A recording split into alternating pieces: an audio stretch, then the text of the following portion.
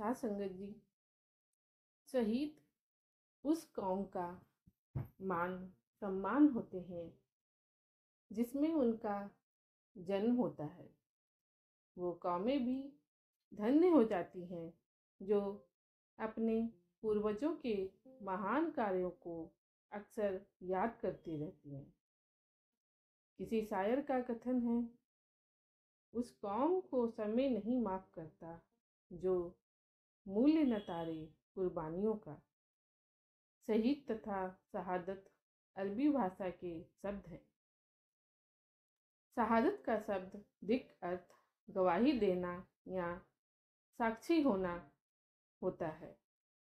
इस प्रकार शहीद किसी कौम की ओर से दी गई कुर्बानियों के सदैवी व सच्चे गवाह होते हैं। दीन दुखियों की रखवाली, सत्य धर्म एवं मानवता के लिए देश कौम तथा समाज ऊपर आए संकटों का प्रसन्नतापूर्वक स्वागत करना, इन संकटों का डटकर मुकाबला करना, इस मुकाबले के किसी निर्णायक मोड़ आने तक अपने कदम पीछे ना करना, अपने मनोबल तथा मनोरथ की सिद्धि के लिए अपने प्राणों को न्यौछावर कर देना शहीदों की पहचान होती है।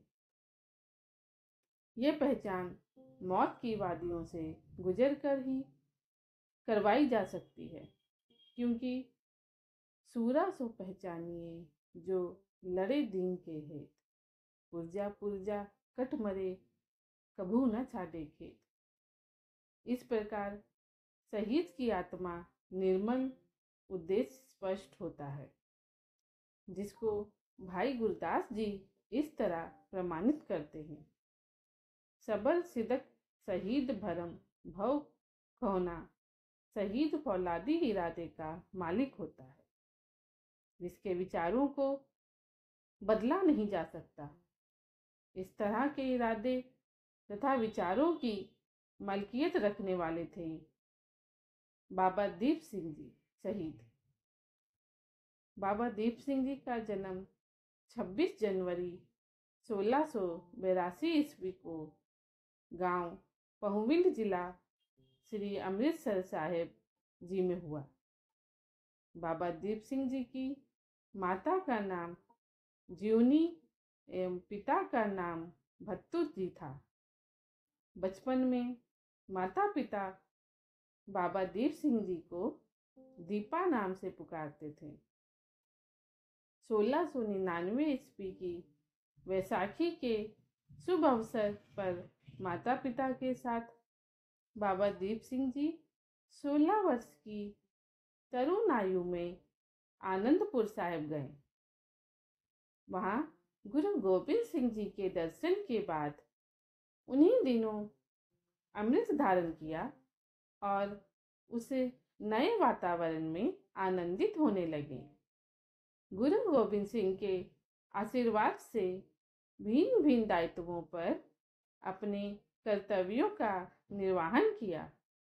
गुरु गोबिंद सिंह जी ने बाबा दीप सिंह जी से गुरु ग्रंथ साहिब में गुरबानी लिखवाई थी, क्योंकि बाबा दीप सिंह जी लिखते बहुत अच्छे थे। अमृतसर संचार और गुरमत प्रचार का काम दमदमी टकसाल का दायित्व था। बाबा दीप सिंह जी ने गुरु आज्ञा अनुसार श्री गुरु ग्रंथ साहिब जी के 4 प्रतियां तैयार की, जिन्हें अलग अलग तख्तों पर स्थापित किया गया। बाबा दीप सिंह जी ने इस विद्यालय का नाम गुरु आशा अनुसार दमदमी टकसाल रखा। आनंदपुर साहिब में ही बाबा दीप सिंह जी ने विद्या प्राप्त की। अपनी रुचि अनुसार शस्त्र विद्या सीखी। बाबा दीप सिंह जी बहुमुखी प्रतिभा के स्वामी थे, इसलिए उनको शीघ्र ही कई प्रकार के अस्त्र शस्त्र चलाने में निपुणता प्राप्त हो गई। सन 1704 के प्रारंभ में बाबा दीप सिंह जी के माता पिता उनसे मिलने आए और गुरु जी से अनुरोध किया कि दीप सिंह को मिलने आज्ञा प्रदान की जाए कि वो अपने विवाह के लिए घर वापस उनके साथ चलें। परंतु बाबा दीप सिंह का मन गुरु चरणों में रम गया था। स्थानीय मर्यादा, कीर्तन, कथा, सिंहों की वीरता के कर्तव्य और उनकी वेशभूषा में बाबा दीप सिंह का मन मोह लिया था। वो इस वातावरण को त्याग कर घर जाने में असहनीय पीड़ा अनुभव कर रहे थे। परंतु गुरु आज्ञा के कारण उन्हें अपने माता पिता के साथ गृहस्थ आश्रम को अपनाने घर जाना पड़ा। कुछ दिनों पश्चात जब बाबा दीप सिंह जी का आनंद कारज यानी विवाह हुआ, तभी उन्हें समाचार प्राप्त हुआ कि गुरुदेव ने मुगलों से भयंकर युद्ध करते हुए श्री आनंदपुर साहिब जी का त्याग कर दिया है। शीघ्र ही बाबा दीप सिंह जी ने गुरुदेव के विषय में पूर्ण रूप से जानकारी प्राप्त की और अपने सहयोगियों सहित गुरुदेव जी के दर्शनों को साबों की तलवंडी पहुँचे और श्री गुरु गोबिंद सिंह जी साहिब जी के चरणों में शीश रखकर युद्ध के समय में अनुपस्थित रहने की क्षमा याचना की। तब गुरुदेव ने बाबा दीप सिंह जी को अपने सीने से लगाकर कहा कि कोई बात नहीं, अब तुम्हारे जिम्मे और बहुत से कार्य हैं जो कि तुमको भविष्य में पूर्ण करने हैं। सन 1709 में उन्होंने बाबा बंदा सिंह बहादुर के साथ मिलकर सरहिंद और संधोरा के मुगलों के अत्याचार से मुक्ति दिलवाई। सन 1733 में नवाब कपूर सिंह सिंहपुरिया ने उन्हें अपने एक दस्ते का मुखिया बना लिया। सन 1748 में जब खालसा सिखों ने मिसलों को फिर से संगठित किया, तो बाबा दीप सिंह जी ने शहीदन मिसल का नेतृत्व किया, जिनमें शामिल योद्धा मुगलों के अत्याचार से पीड़ित लोगों के लिए काम करते थे। सन 1746 ईस्वी में पंजाब के राज्यपाल यहिया खान ने दीवान लखपत राय के नेतृत्व में सिखों का सर्वनाश करने का अभियान चलाया। तो उस संकट के समय बाबा दीप सिंह जी ने अपनी सैनिक टुकड़ी के साथ अपने भाइयों की सुरक्षा हेतु साबों की तलवंडी से काहनूवाल के जंगलों में सहायता के लिए पहुंचे। इस युद्ध को छोटा धल्लू धारा कहा जाता है। सन 1756 ईस्वी में जब अहमद शाह अब्दाली ने भारत पर चौथा आक्रमण किया, तो उसने बहुत से भारतीय नगरों को लूटा और बहुत सी भारतीय नारियों को दासी बनाकर काबुल लौट रहा था। तभी बाबा दीप सिंह जी की शहीद मिसल की सैनिक टुकड़ी ने कुरुक्षेत्र के पास पिपली तथा मारकंडे के दरिया में छापे मारकर गोरिल्ला युद्ध के सहारे लगभग 300 महिलाओं को स्वतंत्र करवा लिया और इसके साथ ही कई मूल्यवान वस्तुओं से लदे पशुओं को भी घेरकर वहां से लेकर अपने क्षेत्र में ले जाने में सफल हो गए। बाबा दीप सिंह जी ने जिन नारियों को आतंकवादियों से छुड़वाया, चाहे वो हिंदू परिवार की थी या मुस्लिम परिवारों की, उनकी रक्षा में कोई भेदभाव नहीं किया गया। सिखों के ऊंचे आचरण के कारण ही तो ये मुगल बालाएं पुकारा करती थी, मोड़ी बाबा कछ वाल्या नहीं ता गई रन वसरे नु गई, यानी हे बाबा, आगे जाकर शत्रुओं को जरा रोकना, नहीं तो अबलाओं को वे बसरे नगर की ओर भगाकर ले जा रहे हैं। बाबा दीप सिंह जी ने ये हमला कुरुक्षेत्र में किया था, जिससे बौखलाकर अब्दाली ने अपने बेटे तैमूर शाह को सिखों के विनाश का हुक्म दिया। पिता का आदेश पाकर तैमूर शाह ने जगह जगह गुरुद्वारे और पवित्र स्थानों को नुकसान पहुंचाना शुरू कर दिया। इस दौरान सिखों के पवित्र स्थान हरमंदिर साहिब को भी नुकसान पहुंचाया गया। जहान खान ने पवित्र सरोवर में कूड़ा फेंकवा दिया और गायों का वध करके श्री दरबार साहिब जी में रख दिया गया, जिससे कुछ दिनों में पूरे वातावरण में दुर्गंध फैल गई। उसने कई भवनों को भी ध्वस्त कर दिया और चारों तरफ पहरे बैठा दिए। हरमंदिर साहिब को नुकसान पहुंचाए जाने की खबर जब बाबा दीप सिंह जी को मिली, तो उन्होंने नगाड़े पर चोट लगाकर युद्ध के लिए तैयार होने का आदेश दे दिया। तुरंत समस्त साबों की तलवंडी नगर के श्रद्धालु नागरिक इकट्ठे हो गए। सभी सिखों को संबोधित करते हुए बाबा दीप सिंह जी ने धर्म युद्ध का आह्वान करते हुए कहा कि सिखों, हमने ताताताई से पवित्र हरमंदिर साहिब दरबार साहिब के अपमान का बदला अवश्य ही लेना है। मौत को चाहने के लिए शहीदों की बारात चढ़नी है। बाबा जी का आदेश गांव-गांव पहुंचा गया, जिससे चारों दिशाओं से सिंह अस्त्र शस्त्र लेकर एकत्रित हो गए। उनका आदेश सुनकर तकरीबन 3000 खालसा उनके बेड़े में शामिल हो गए और उन्होंने अमृतसर की ओर कूच किया।